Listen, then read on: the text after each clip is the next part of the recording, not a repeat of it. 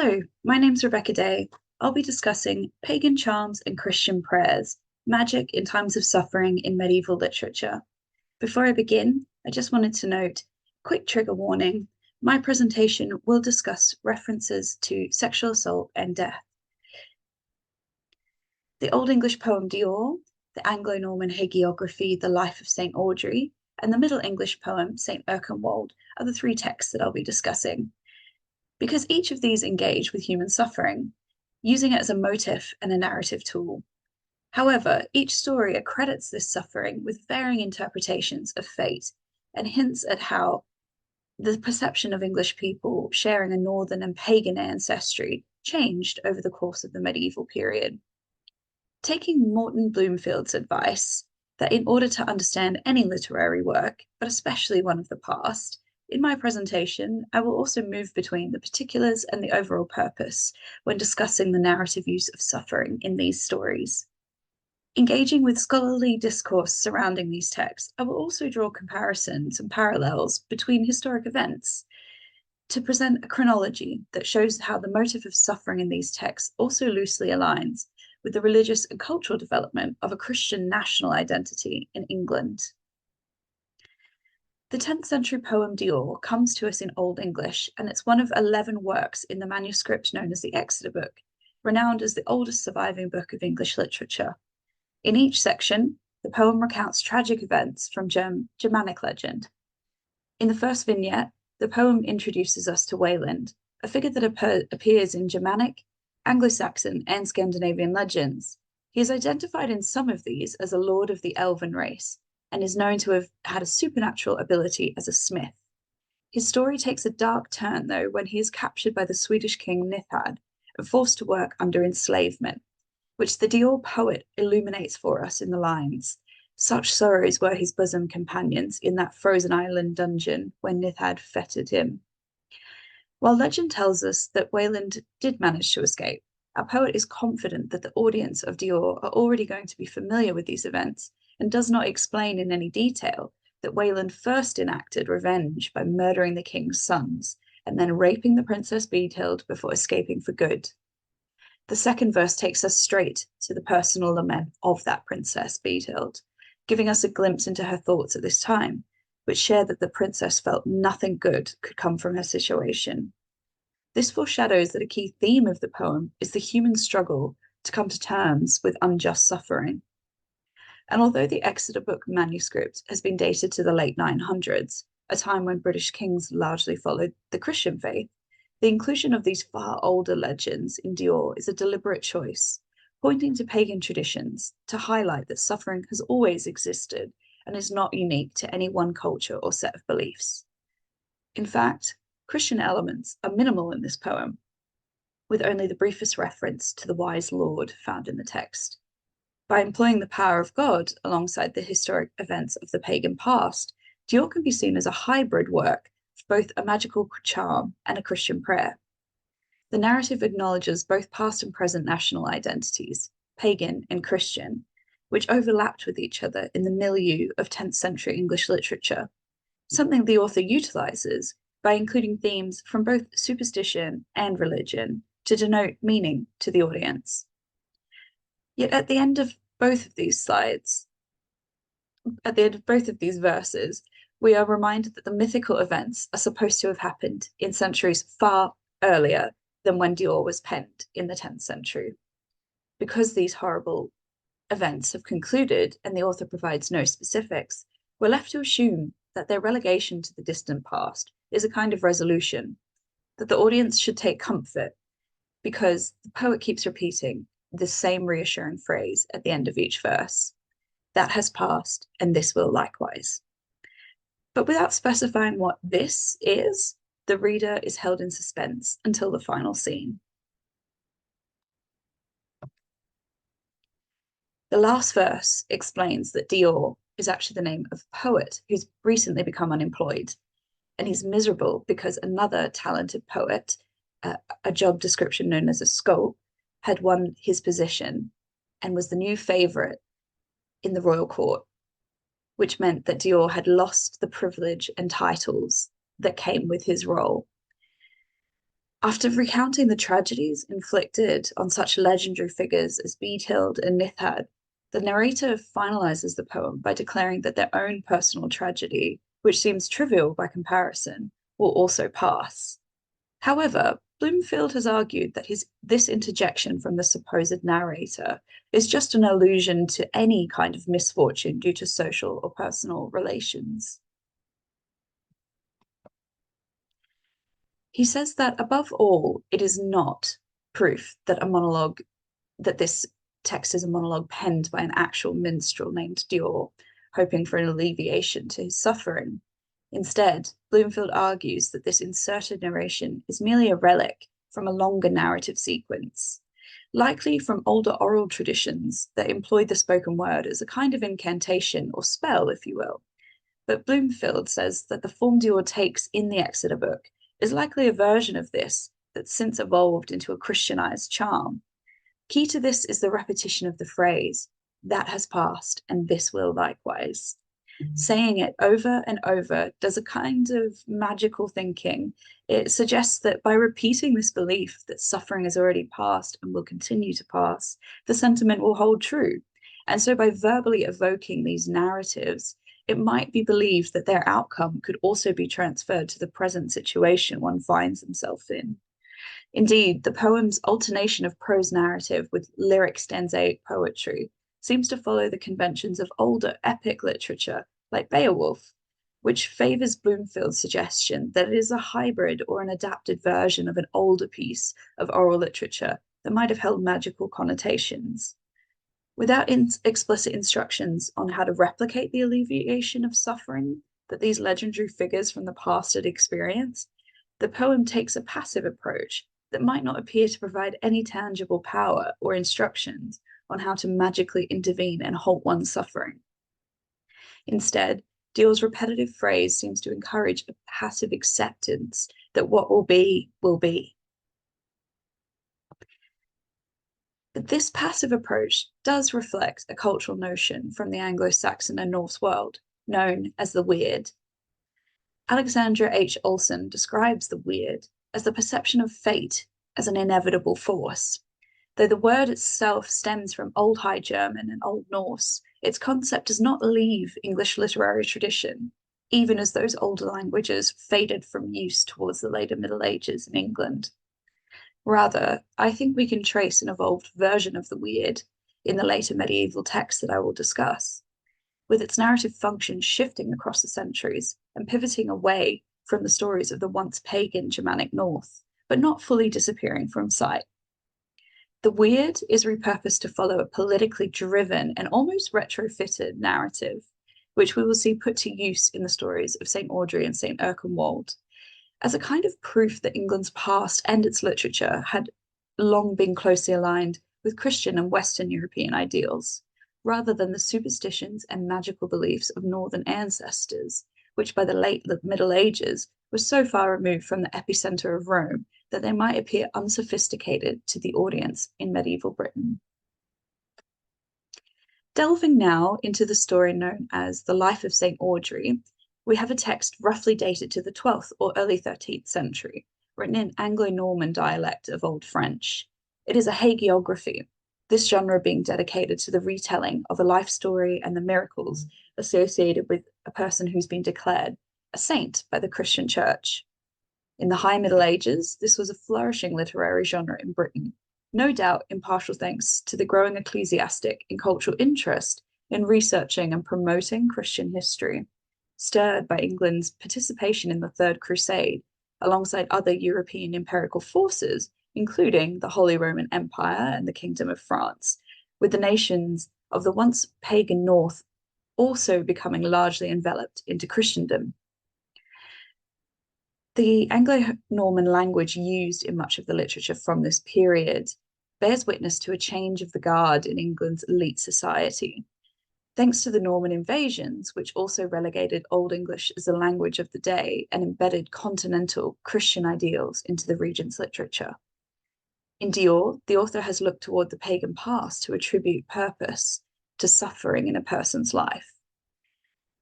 But In the Life of St Audrey, we find a text which firmly frames notions of suffering within a Christian rhetoric. After a brief overview of the history of Britain, the anonymous author of this hagiography explains that Audrey had been the daughter of a king in 7th century East Anglia, in the east of England. She is described as desiring to live a sober life, determined to maintain her virginity in order to achieve spiritual closeness with God. But as a princess, it was nonetheless arranged for her to marry an important nobleman, and distressed at the thought of losing her virginity in this marriage, the author describes how Audrey suffered physically due to her worry. The text describes how she experienced fremi, a kind of trembling all over her body, while racked by these anxieties. Interestingly, by obediently marrying the nobleman and continuing to resist sexual temptation throughout her marriage, despite the tension it caused, Audrey's submission to this suffering is framed as holy.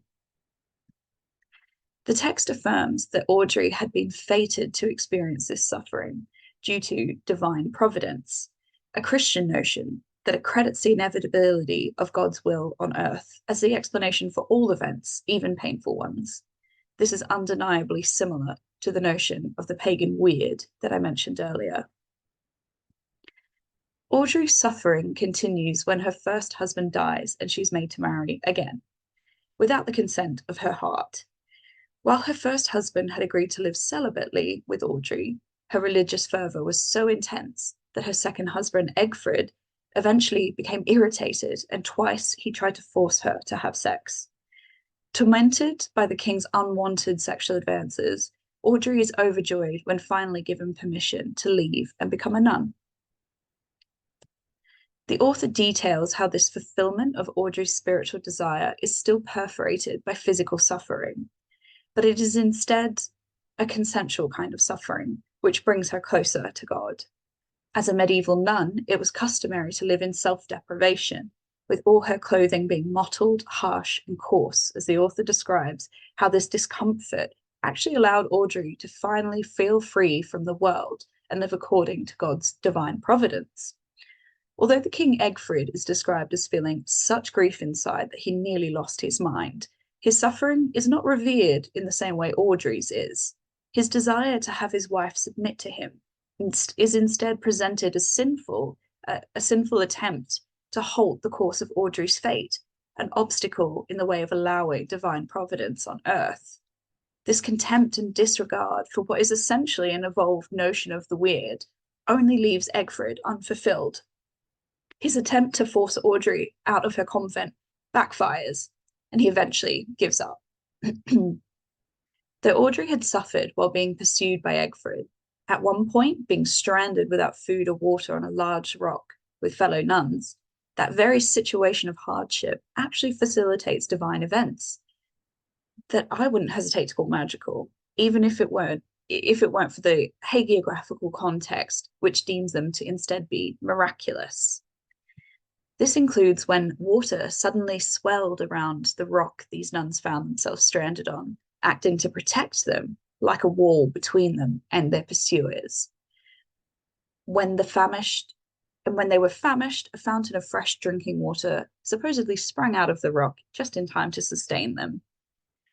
And when she's finally safe to leave this siege-like situation, we read that Audrey's steadfastness had left footprints melted into this rock, which supposedly were still visible at this time in the 12th century when the text was written.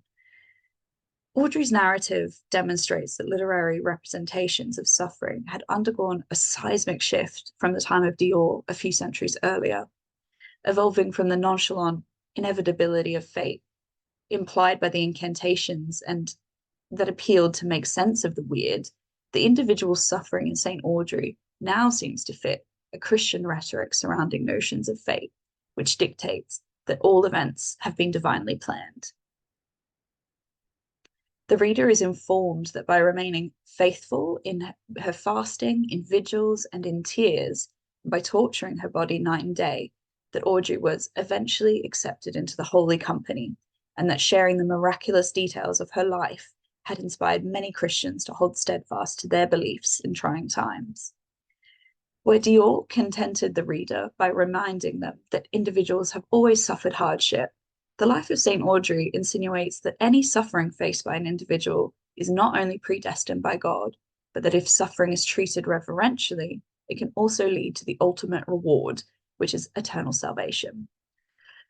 The story of Audrey's resolute piety impresses a particular importance on a kind of suffering which manifests physically.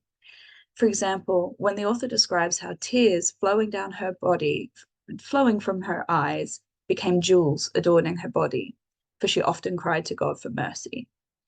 Bodily suffering like this is treated as an extension of one's inevitable fate, again, in the final text that I will be discussing today. St. Erald, the 14th century poem, it's an alliterative poem that Mary Boyle pertinently describes as a temporally distant but geographically proximate narrative, which provides an unexpected and quite miraculous solution to an individual's suffering. Like Audrey's tale, this story takes place in the distant past of 7th century England, this time in London.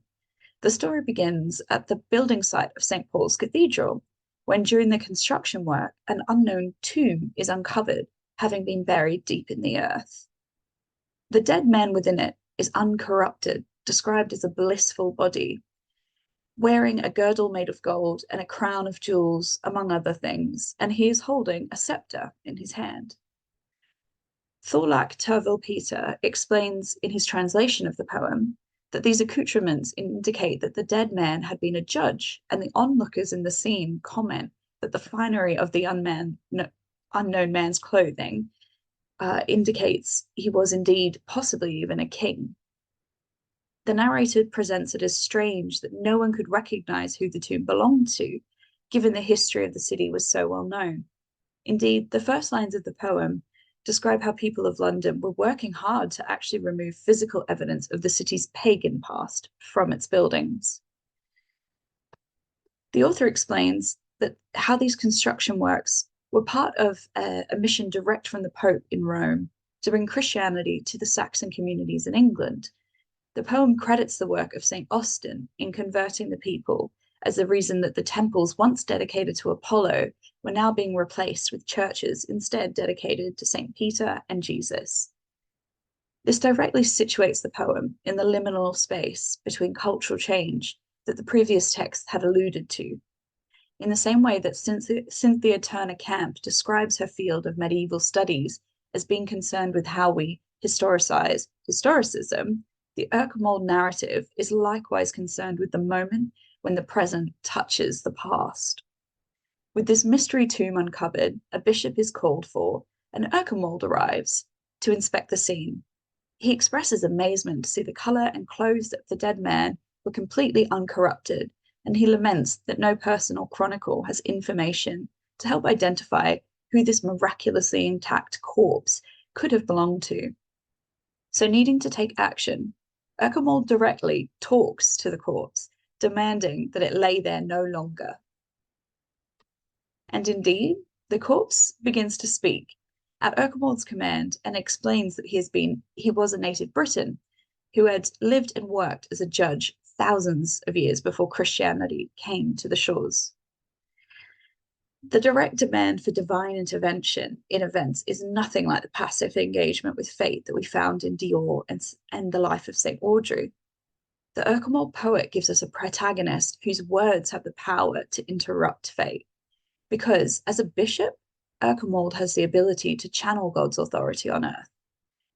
Unlike the husband and the kings mentioned in St Audrey, who were framed as interrupting the weird, trying to halt the path of divine providence in her life, we instead find that Erald's position as a bishop allows him to fit neatly in the framework of a Christian narrative expected by the now firmly Christian society of 14th century English readers who would have accessed this text.